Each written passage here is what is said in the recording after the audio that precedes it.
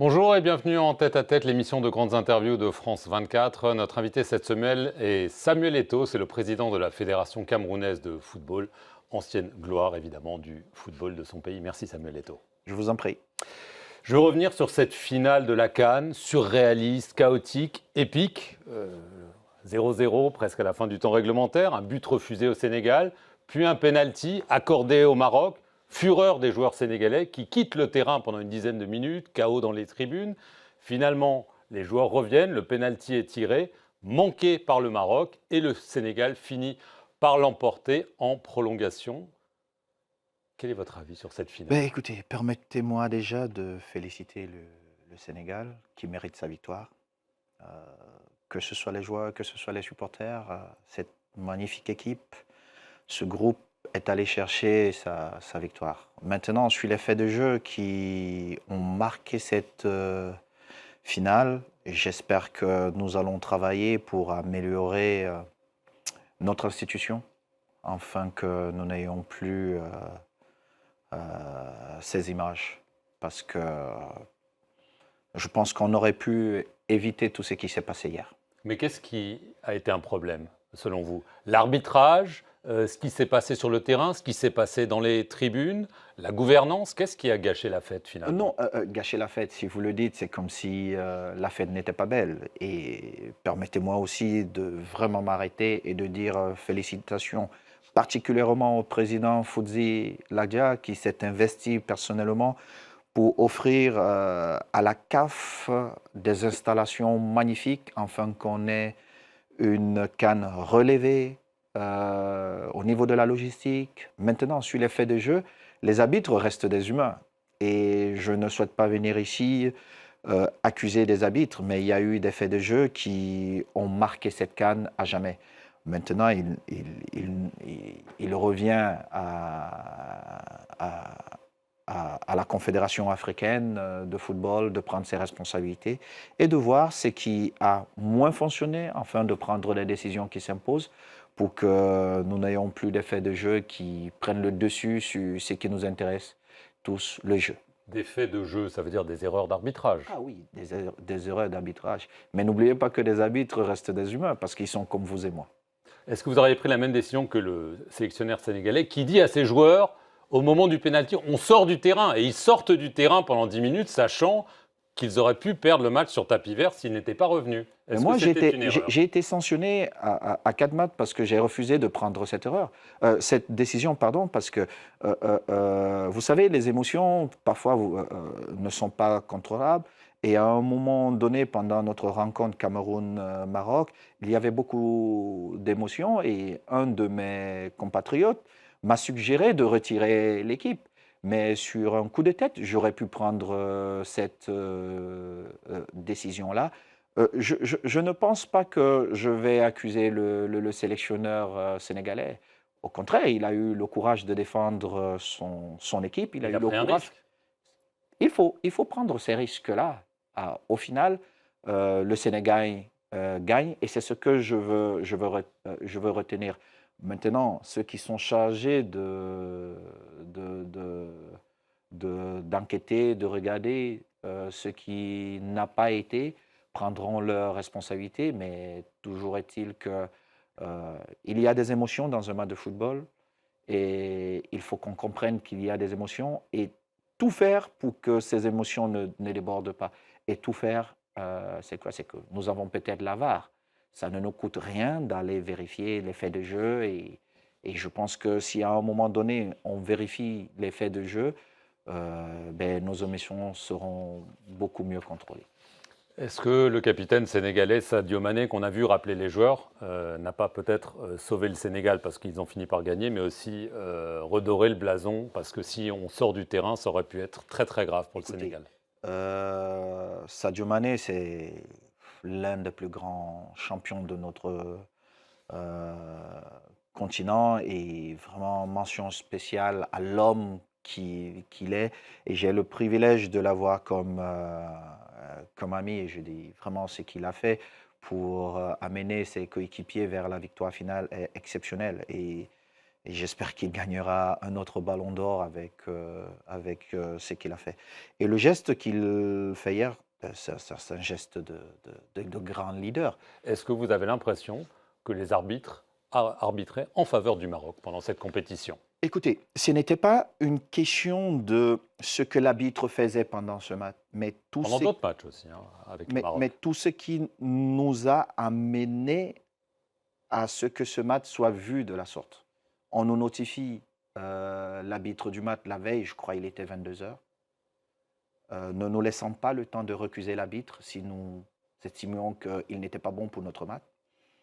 Ça, c'est d'un. Deux, il y a eu un problème avec les billets où l'ambassadeur de mon pays se retrouve à quelques heures, 2 heures, je crois, ou 1h30 avant le match. Il n'a pas son ticket pour... Mais toutes ces petites choses, on doit les améliorer. Donc, quand vous arrivez dans un stade avec tous ces faits qui tournent autour, vous êtes disposé à penser que le match est peut-être Truqué. biaisé. Et quand vous arrivez et qu'il y a des faits de jeu qui sont contre vous, à un moment donné, la seule chose que moi je demandais, c'est qu'on regarde la VAR. J'ai suivi d'aucuns dire oui, mais le Cameroun n'a pas tiré au but pendant tout ce match. Je vais vous dire, la question n'est pas de tirer. Parce que pour nous autres, Camerounais, si vous avez le carton rouge à un moment donné dans ce match, ça change le match. Si vous avez un penalty, ça change le match. Mais une fois de plus, ce que nous demandons, c'est que tous ces faits ne soient pas ni pour le Cameroun, ni pour le Maroc, ni pour quelqu'un d'autre. Parce que je vais vous dire, le Maroc qui nous a offert l'une des plus belles CAN de l'histoire de l'Afrique, qu'est-ce qu'on va retenir de cette CAN? Les faits de jeu. Et nous devons éviter ça à l'avenir. Alors, la CAF vous a donc sanctionné, interdit de stade pendant 4 matchs, une amende aussi, en raison de votre comportement dans les tribunes, qu'il a qualifié d'anti-fair play. Vous êtes retourné vers Patrice Motsepe, vers le président de la fédération marocaine Fouzi Lekja. Est-ce que vous allez faire appel de cette sanction et est-ce que vous avez dénoncé à ce moment-là le manque de fair play ou peut-être le fait que ce soit biaisé, cette Coupe d'Afrique des Nations? Biaisé, c'est vous qui... Je ne sais pas ce que vous avez dit, c'est vous qui avez parlé. Non. Biaisé, non. À la fin, j'ai été très clair. Le fair play devrait toujours être au-dessus de tout. Et c'est ce que j'ai essayé de faire. Je ne suis pas d'accord avec la sanction. J'ai fait appel de la sanction. Et je l'ai même dit au président de la commission. Ils ont fait venir un témoin qui est un collègue au comité exécutif, qui est un président de fédération aussi, pour relater les faits. Et lui-même, dans son récit, il le dit, Samuel dénonçait des faits de jeu. Il n'a pas eu un comportement d'anti-jeu qui pouvait amener à ce qu'on me sanctionne. Il le dit, c'est enregistré, c'est là. Je veux revenir sur le terrain. On a beaucoup parlé des tribunes, de l'arbitrage. Parlons sur le terrain. La performance du Cameroun, quart de finaliste. Bon, au regard du bilan historique du Cameroun, ce n'est pas non plus une énorme performance. Mais avec plus de 2 tiers de l'effectif qui n'avait jamais fait de compétition, est-ce que vous pensez que cette CAN est une réussite? C'est une belle performance, contrairement à ce que vous dites. Et je vais vous dire pourquoi c'est une belle performance. Parce que nous partons de loin, parce que nous ne recherchons seulement pas la victoire finale qui était le trophée, mais vous savez, le Camerounais a un état d'esprit qui est différent qu'on avait perdu depuis quelques années. Et nous sommes contents parce que les Camerounais ont retrouvé cet état d'esprit. Et en 2027. Et je l'ai dit il y a quelque temps, j'ai dit, nous souhaitons voir cette équipe nationale jouer quart de finale, demi-finale, quart de finale, demi-finale, parce que c'est ça le Cameroun. Le minimum, c'est ça, quart de finale, demi-finale, et puis gagner la finale, parce que vous ne pouvez pas gagner tous les jours, même si nous souhaitons le faire. Mais quand vous avez déjà la possibilité, une continuité de jouer demi-finale, quart de finale, vous êtes là. David Pagou va rester à la tête de la sélection camerounaise jusqu'à la CAN? Ah oui. Nous voulons donner une continuité, une tranquillité aux différents sélectionneurs. Alors, il a été nommé, sauf qu'il y avait un sélectionneur qui avait été nommé par le ministère des Sports, Marc Brice, un Belge. Il a été écarté avant la fin de la compétition. Il continue à être payé par le Cameroun. Il a même touché une prime pour la CAN jusqu'à l'expiration de son contrat en septembre. Comment vous expliquez cette solution surréaliste? Lui dit qu'il a été écarté de façon illégale. Mais moi, je ne suis pas son employeur. Et C'est pas je ça le l'ai problème? dit. Mais je ne suis pas son employeur. Si son employeur décide de continuer à le payer, ben, écoutez, moi, je n'ai rien à dire sur ça. Pour vous, il ne reviendra pas. Écoutez, nous sommes la fédération, nous avons pris nos responsabilités et la majorité des Camerounais se retrouvent dans ce que nous avons fait. Et ça, c'est le plus important. Est-ce que vous demandez au ministre des Sports, Narcisse Mouel Kombi, de ne plus se mêler des affaires de la Fédération camerounaise de football? Française. Non, Ben, française. écoutez, le professeur qui est un parent, qui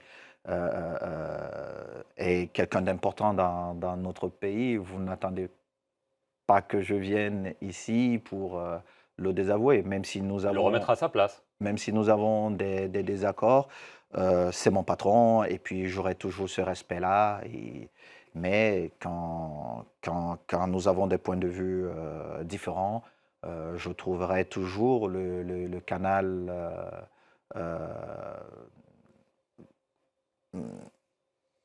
le meilleur canal pour m'exprimer. Vous avez le soutien du chef de l'État, Paul Biya. Celui qui a été élu par les Camerounais, c'est le chef d'État.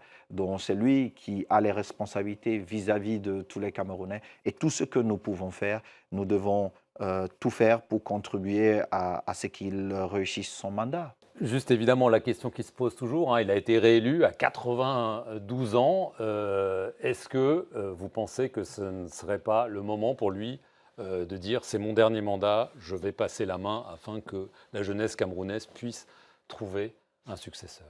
Je crois que, je vous l'ai dit tout à l'heure, comme pour le ministre des Sports, je ne viens pas ici pour donner mon opinion sur ce que le chef de l'État doit faire ou pas.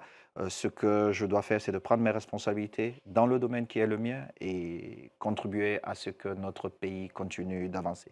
Bien évidemment, il y a beaucoup de choses à améliorer, mais chacun de nous, dans son domaine, doit prendre ses responsabilités et essayer de faire avancer les choses. Mais vous faites déjà un petit peu de politique, donc ça pourrait éventuellement vous tenter de faire vraiment de la politique un jour, Samuel Eto'o, comme Georges Weah. Mais vous savez, on me prête des intentions partout au Cameroun. Je vous pose une question. Je vous réponds. Au Cameroun, d'aucuns pensent que je souhaite faire cette politique-là à la CAF. D'autres pensent que je travaille pour succéder au président Motsepe. Et d'autres, même à la FIFA, pensent que je travaille pour succéder au président Gianni Infantino. Le plus important pour moi, c'est pas ça. Le plus important pour moi, c'est d'œuvrer afin que les joueurs camerounais, surtout ceux qui sont restés au Cameroun, puissent avoir une vie digne et qu'ils se disent qu'ils ont eu un aîné qui était à la tête de la Fédération camerounaise de football et avec son comité exécutif, a changé les choses. Juste dernière question purement sportive. Un jeune attaquant camerounais a tapé dans l'œil des observateurs, c'est Christian Kofané. Certains pensent que c'est le digne successeur de Samuel Eto'o. Je souhaite qu'il fasse mieux que Samuel Eto'o.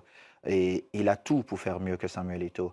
Et je ne souhaite pas non plus qu'il prenne la grosse tête aujourd'hui parce qu'il sait tout le bien que je pense de lui. Et je ne souhaite pas non plus que ses coéquipiers, parce que c'est un sentiment naturel, s'en prennent peut-être à lui parce qu'il reçoit toutes les félicitations venant de partout. Mais moi, je reste plutôt avec un garçon qui était dans notre championnat il y a quelques mois encore, Samuel Koto. Je ne sais pas si vous l'avez vu, défenseur central gauche, exceptionnel garçon, exceptionnel joueur. Et c'est ça l'état d'esprit que nous voulons voir avec ce Cameroun-là. Quand vous avez des garçons comme Nadiga, vous avez des garçons comme Mbemo qui fait un travail défensif exceptionnel. Pourtant, c'est la star de l'équipe. Vous vous dites, vous êtes en train de réussir quelque chose. C'est cet état d'esprit que nous voulons voir dans cette équipe du Cameroun, avec toutes ces valeurs que les Camerounais aimeraient voir dans leur société. Merci beaucoup Samuel Eto'o d'avoir répondu aux questions de France 24. Et merci à vous d'avoir regardé cette émission sur nos antennes.